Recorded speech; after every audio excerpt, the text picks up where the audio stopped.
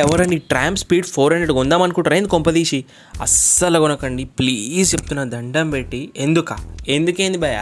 37.5 bhp power ఇస్తుండు, 40 Nm of torque ఇస్తుండు. ఏం చేసుకోవాలంటే అసలు ఇంత పవర్ తోటి మనం? అంతేకాదంటే ఇంకా ఫస్ట్ సర్వీస్ ఏమో 1000 కిలోమీటర్స్కే చేసుకోవాలంట, సెకండ్ సర్వీస్ ఏమో 16,000 కిలోమీటర్ వరకు పోవాలంట. అంటే ఏంది మధ్యలో మాకు ఇంకా రిపేర్ కాస్ట్లు సర్వీస్ కాస్ట్లు వద్దా ఇంకా?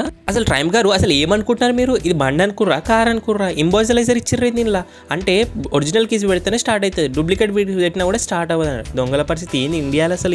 ఇంకా అయిపోలేదు. ఇక కొత్త కలర్లు, పర్ఫెక్ట్ ఇంజన్ ఏంటి, ఆ వెల్డింగ్ లేకుండా, వైర్స్ ఎక్స్పోజ్ అవ్వకుండా ఇంత పర్ఫెక్ట్ ఏం చేసుకుందామని అసలు బండి కొనుక్కొని మీరు? సేఫ్టీలో డ్యూయల్ ఛానల్ ABS లో ట్రాక్షన్ కంట్రోల్ అంట.